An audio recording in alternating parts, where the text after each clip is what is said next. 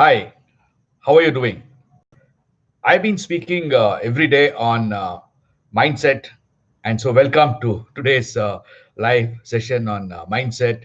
As the lockdown in Bangalore has begun, there is a second lockdown which has started in Bangalore, and today has been quite what should I say, monotonous and quite uh, calm with no traffic at all, and everybody staying in their houses. Since morning, we have a lockdown for 1 week, is what they have said. It may continue for some more time.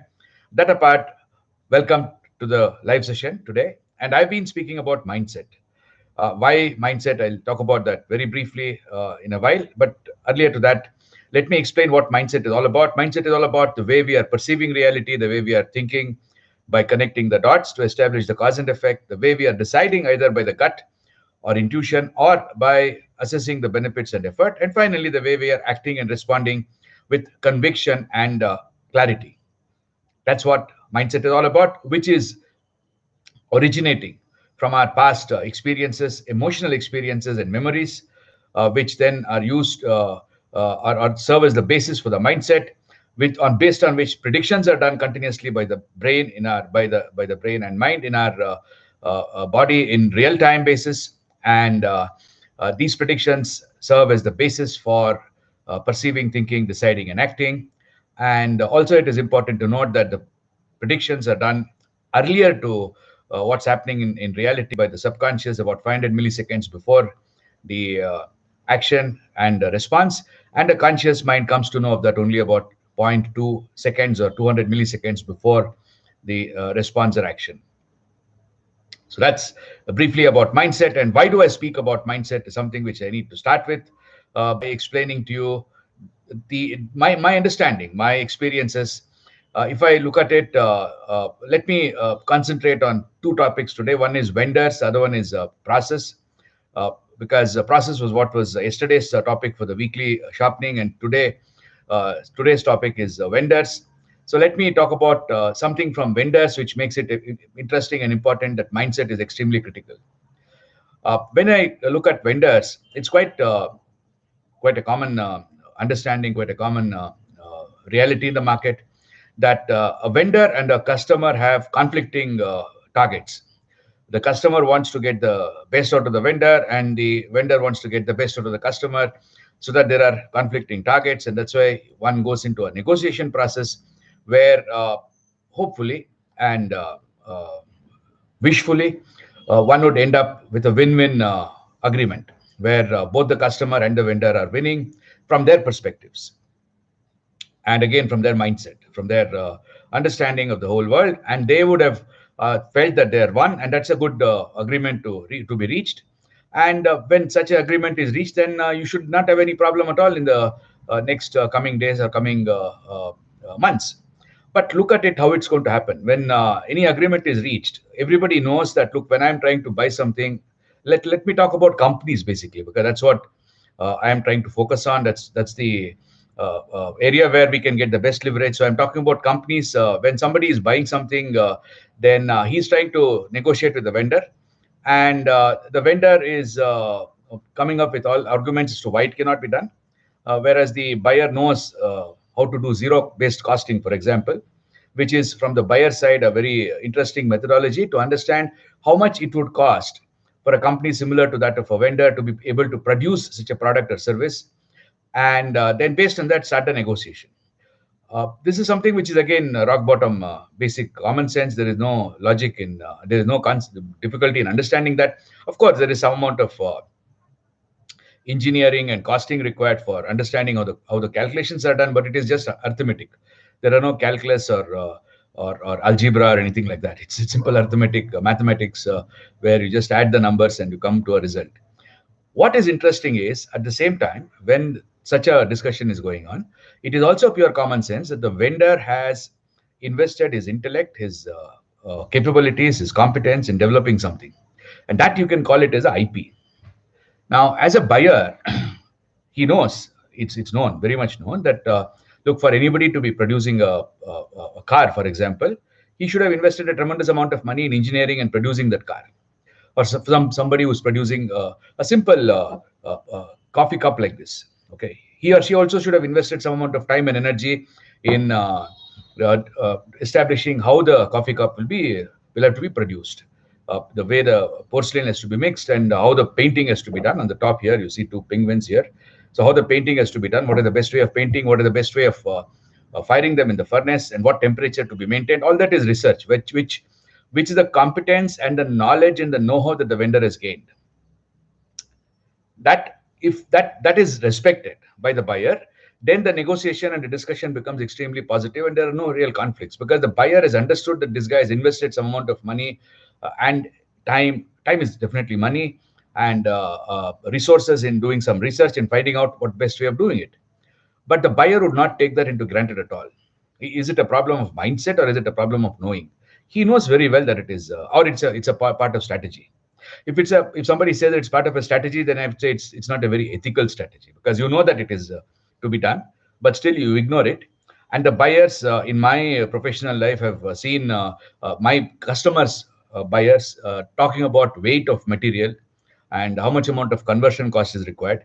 And with one customer recently, I went to negotiate the contract manufacturing of a product which they had.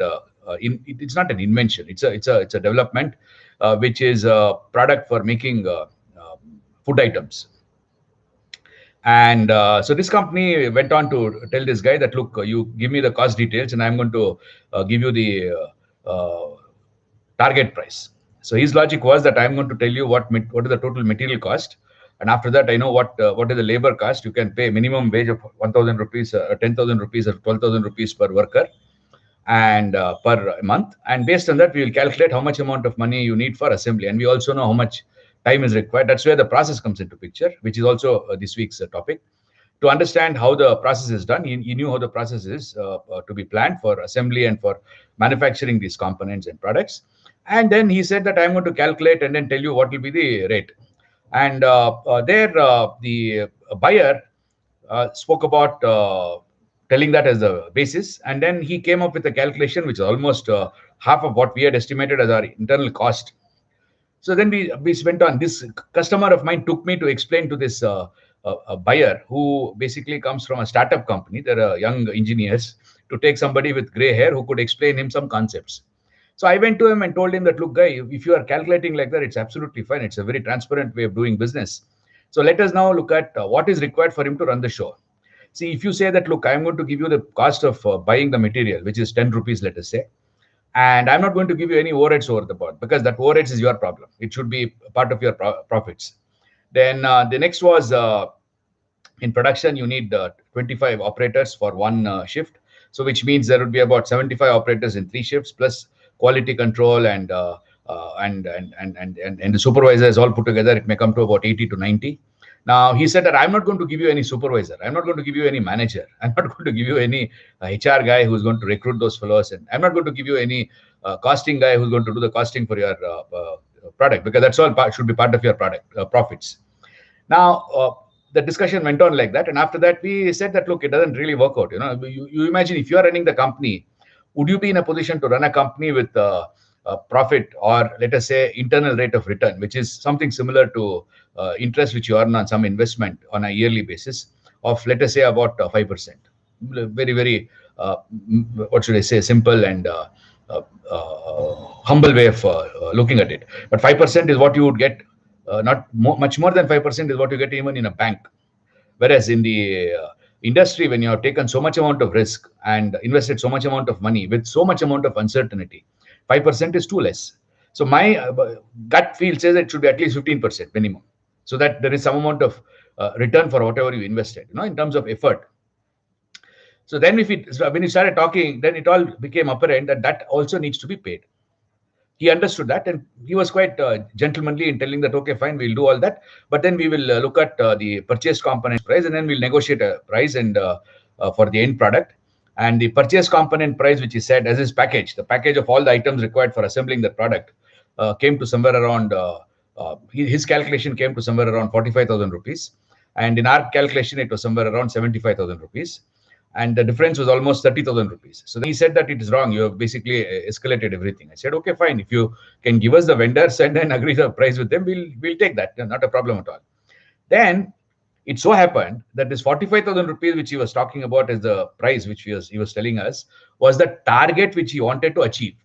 But his actuals were somewhere around a lakh and 20, whereas we had worked at 75,000 rupees. Now look at all these jugglery going on in a negotiation between a vendor and a client.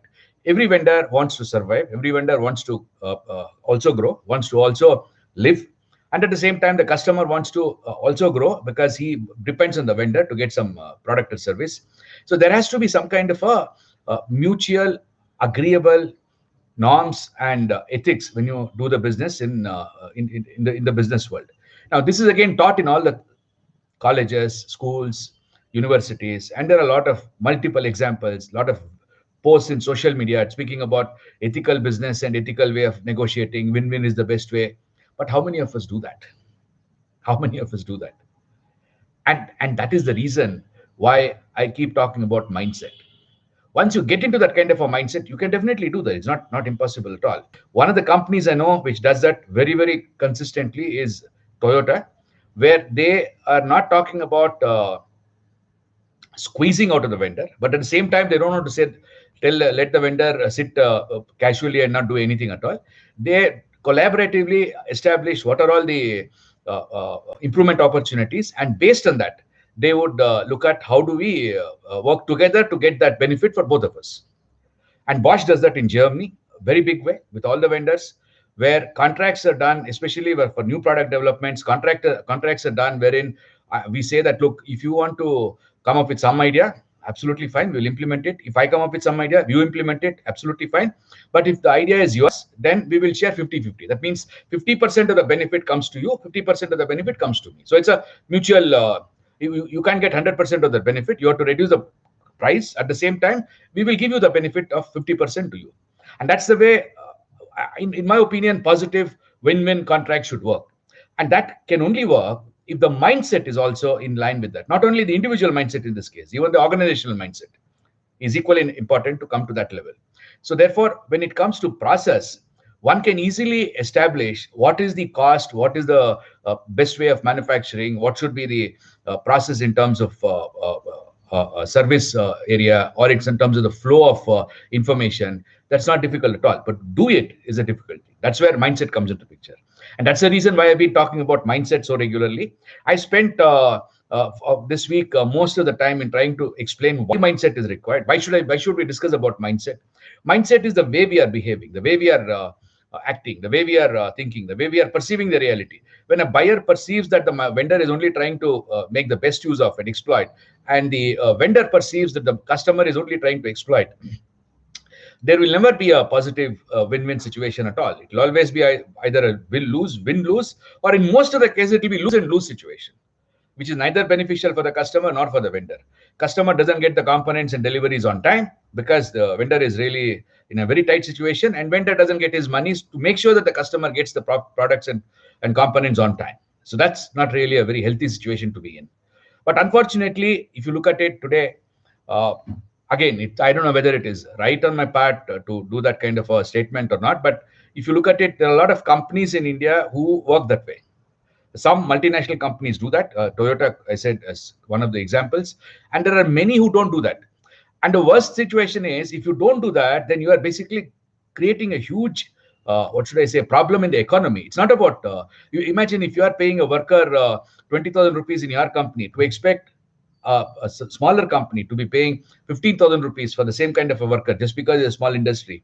And when you are giving the worker his personal protective equipment, his insurance, and his provident fund, etc., and you expect the vendor not to do that, is it a fair practice? And have anybody taught you to do that? Have anybody taught any company to do that? Have anybody explained in any literature that that's the way you should do business?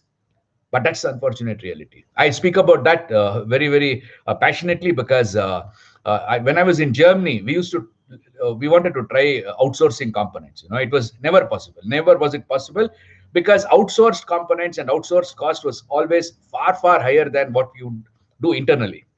Reasons were quite interesting. In Germany, the contracts are done at a national level. So you can't really have a negotiation for a particular company in an industry sector.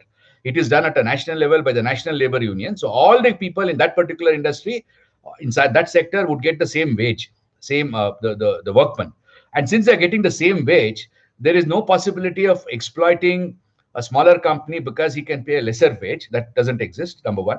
Number two, the government laws are very strict, unlike in the Indian context, where there is not much corruption in the corruption, I would say, favoritism, etc. In all these regulatory departments, where they can get away by deviating many norms. It doesn't exist. Everybody have to adhere to the norms. There is no exception for a big company or a small company. And therefore, the cost as far as the basic operation is concerned is more or less the same for the big company and the small company. What is the advantage of the big company? Big company has got volume, and big company has got a huge maintenance setup which can get the machines up and running just like that. The uptime of machines inside a big multinational company in Germany is far, far higher than a smaller company. Their ability to get the machines run 24/7 is phenomenal. I remember some of the machines in the wash plants in Germany working at almost close to 93, 94% utilization on 24/7 basis, which is just unimaginable in a smaller company. So therefore, the capital cost per piece comes down drastically in a big company, whereas in a smaller company, it doesn't. Therefore, outsourcing will never be cheaper in a developed economy, which is working on some basic ethical principles. In our country, since we are still in a developing phase and everybody wants to exploit the other, that is a very, very unfortunate reality. And that's one of the reasons, I believe, why the smaller industry, though the smaller industry is providing so much amount of employment, is really suffering in India in comparison to a bigger company, which is able to bulldoze the smaller companies, which is the unfortunate reality in our industry. So we need to really look at how to change that. And for that to happen, people should start changing their mindset. It's not about training. It's not about going and doing education systems, nothing of that kind. It's about training. So with that, today I spoke a little more about process and vendors and maybe some controversial topics. Please pardon me if I've hurt somebody.